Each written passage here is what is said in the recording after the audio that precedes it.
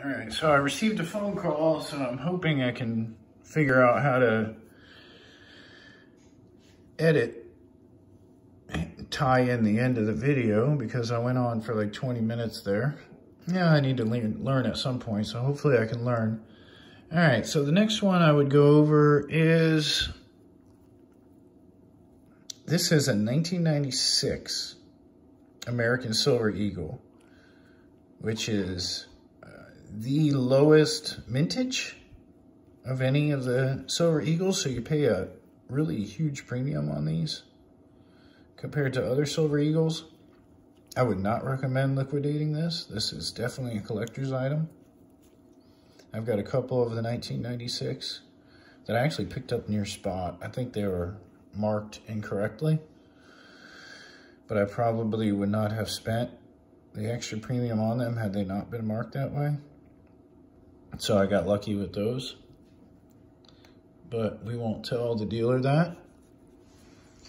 All right, and then we have probably the three most recognizable silver coins out there. I have the Silver Eagle, a common date. Now, this one's kind of beat up, a little tarnished around the end. This would definitely be something that I would sell. The Austrian Philharmonics, another highly recognizable coin. You don't really pay too much of a premium on the Philharmonics, as well as the maple leaves, especially these older maple leaves that they've actually updated their minting at the Royal Canadian Mint, and they have made it so that they don't get these milk spots on them. But look how rough that coin looks.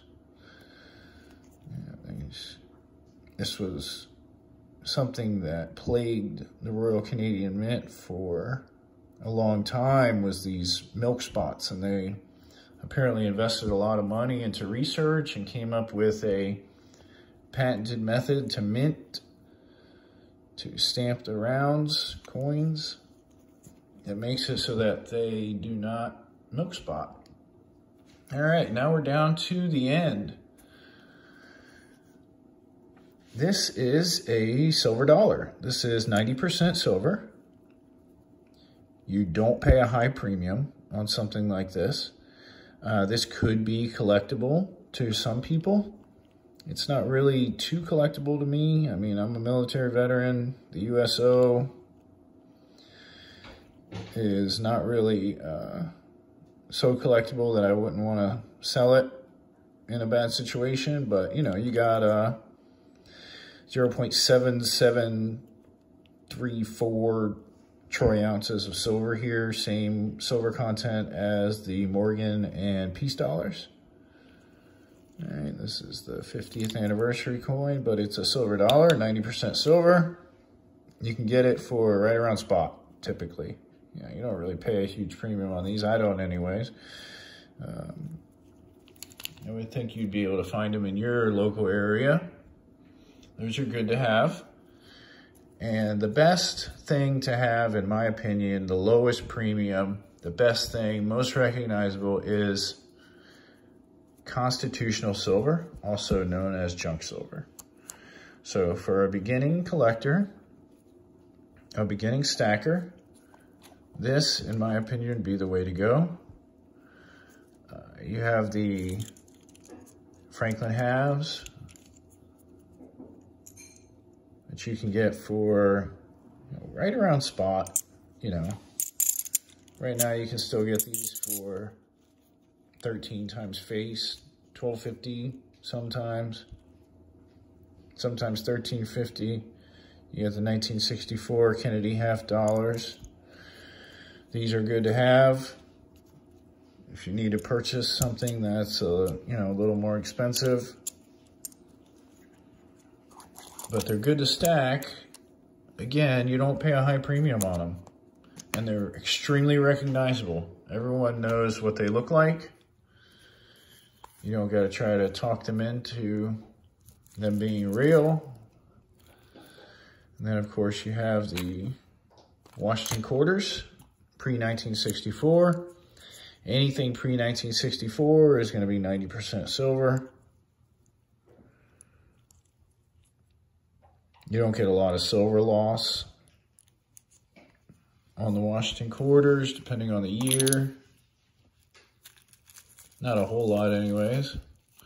I try to get the ones with the least amount of silver loss, which brings me to the Mercury dimes.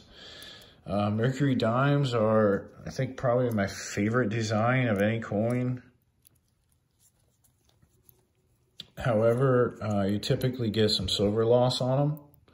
And, you know, when you go to sell them, you got some dealers that will actually weigh them instead of paying you by the coin. Some dealers will pay you by the coin, some dealers will weigh them. The Mercury dimes you might pay a slight premium on compared to what I think is the best thing for beginning stackers and for preppers and just all around the best thing to stack. Roosevelt dimes. Very little silver loss, typically.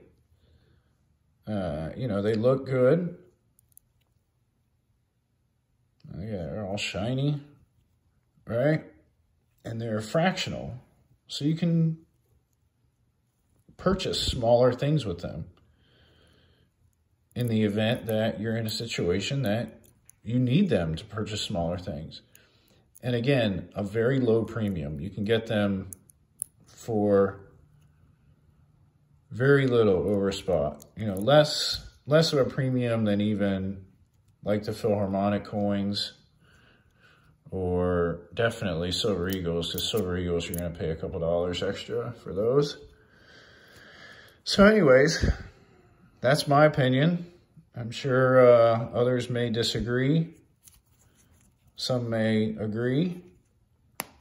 But for beginners, Roosevelt dimes, that's the way to go. I think a majority of our silver stack is constitutional silver. Well, at least the biggest portion compared to other types of coins and rounds.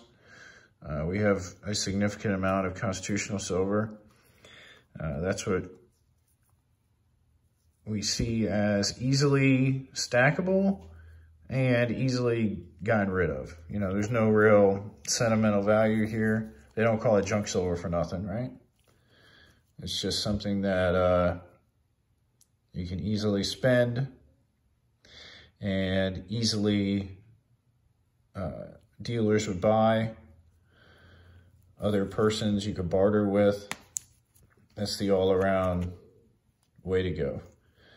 All right, so I am going to wrap this up now. It's about 30 minutes once I combine the two videos, if I can figure out how to combine the two videos. If you stuck around for the whole thing, thank you. If you like what you see, like, share, subscribe, tell a friend. We could, it really helps out the channel. And to this point, I still don't have a subscriber, so you still could be the first. And we'll see you next time.